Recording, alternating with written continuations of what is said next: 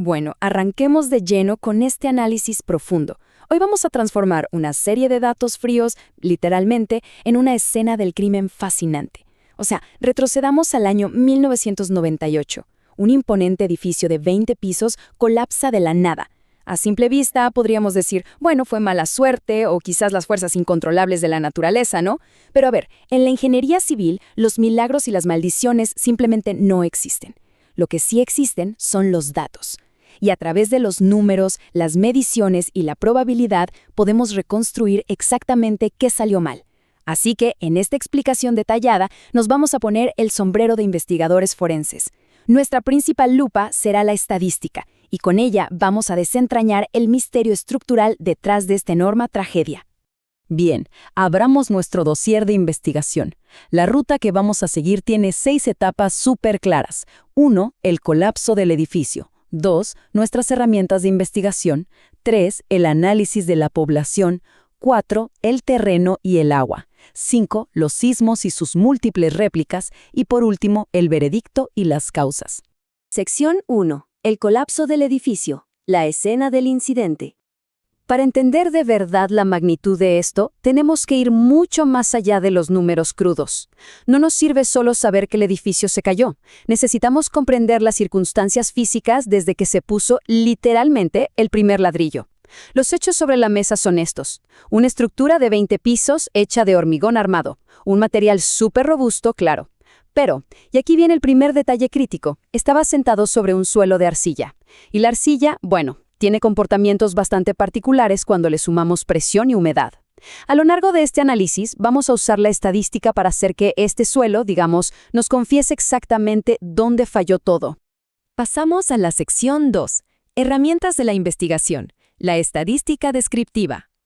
Antes de empezar a interrogar a los datos, tenemos que sacar nuestras herramientas forenses de la caja. Cuando algo así colapsa, los ingenieros juntan cientos de mediciones. ¿Qué tan profunda estaba el agua? ¿Cuánto resistía la tierra? El historial de temblores, de todo. Nuestra primera herramienta es la tendencia central. Ya saben, la media, la mediana, la moda.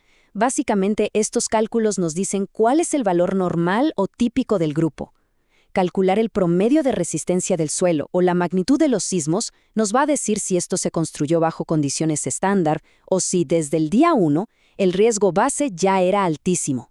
Y por otro lado, nuestra segunda herramienta es la dispersión, que abarca la desviación estándar y el rango. A ver, si la tendencia central nos dice qué es lo normal, la dispersión nos advierte sobre el caos. Nos indica qué tan esparcidos o variados están esos datos respecto a ese centro. O sea, mucha variabilidad en la composición del suelo o en los temblores es una tremenda bandera roja de inestabilidad. Si el terreno es muy heterogéneo, el riesgo literalmente se multiplica de forma exponencial. Sección 3. Análisis de la población. Dimensionando el impacto. Obviamente, la ingeniería no es solo jugar con concreto y acero. Se trata antes que nada de proteger vidas. Así que dimensionemos el impacto social que estaba en juego. Si miramos la población de los 5 años antes del desastre, vemos subidas y bajadas. Arrancó en 10.000 habitantes, saltó a más de 12.000 y luego bajó un poco. Al aplicar nuestra herramienta de dispersión, nos da una desviación estándar de casi 983.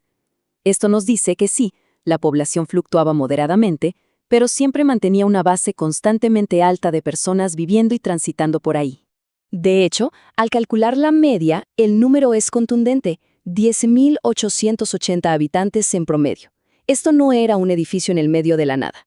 Esta enorme cifra de tendencia central nos demuestra que cualquier falla estructural iba a tener consecuencias sociales masivas. Básicamente establecía unas reglas de juego donde el margen de error permitido en esa construcción tenía que ser 0. Sección 4. El terreno y el agua. Buscando la debilidad. Ahora bien, vayamos de la superficie directo a las entrañas de la Tierra para buscar esa debilidad estructural crítica. Analizando la resistencia a la compresión del suelo, la media nos da 12.6 megapascales. Y ojo a esto, la desviación estándar es de apenas 1.41. A simple vista, uno diría, ok, la desviación es baja, el terreno es bastante parejo y consistente en casi toda la zona. Pero, prestando atención a los registros, encontramos una anomalía evidente que rompe por completo esa consistencia.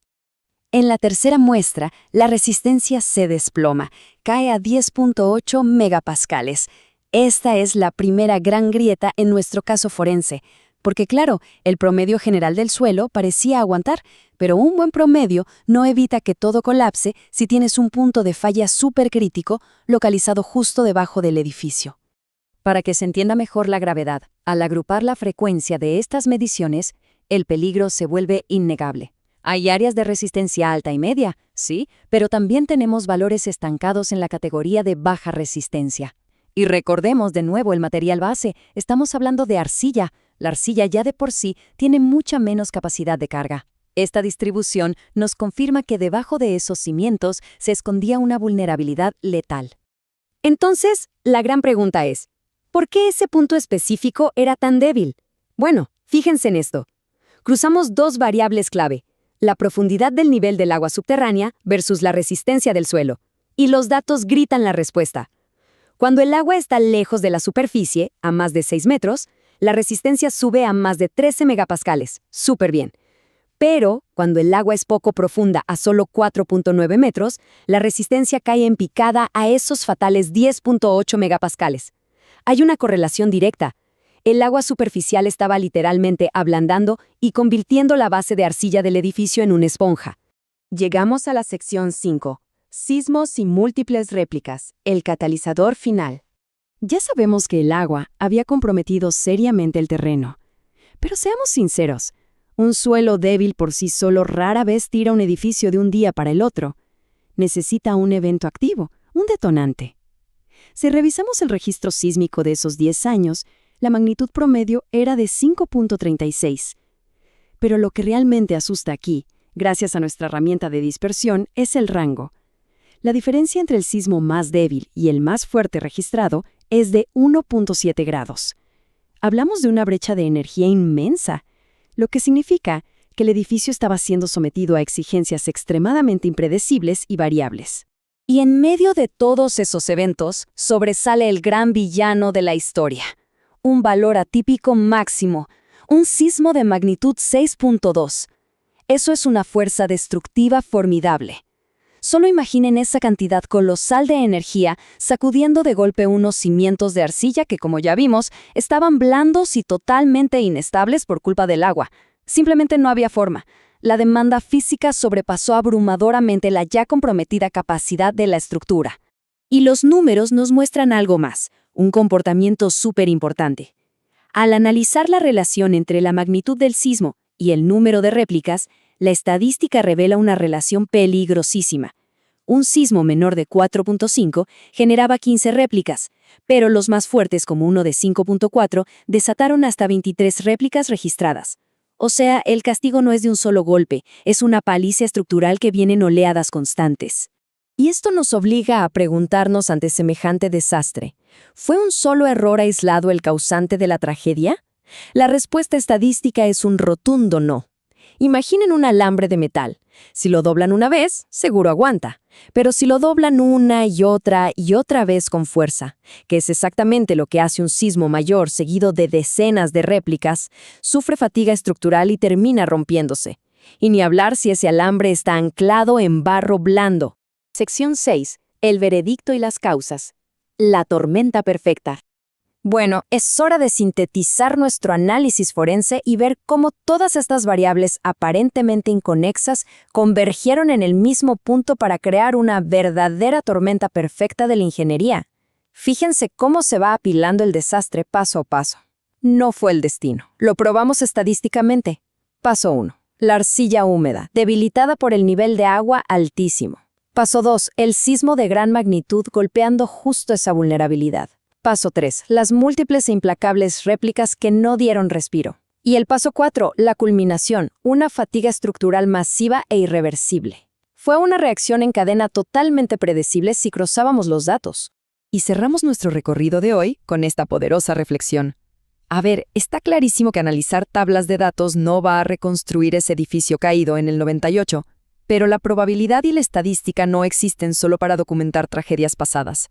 Si ya comprobamos que la arcilla húmeda combinada con sismos fuertes es una receta letal, acabamos de crear un modelo predictivo. Esa es la verdadera lección aquí. El asombroso poder de los datos para usar los errores del pasado, detectar riesgos que no se ven a simple vista, cambiar las normas de construcción y al final del día salvar vidas en el futuro. Nos queda una gran pregunta en el aire para pensar. ¿Estamos realmente prestando suficiente atención a lo que los números nos intentan advertir antes de poner la primera piedra?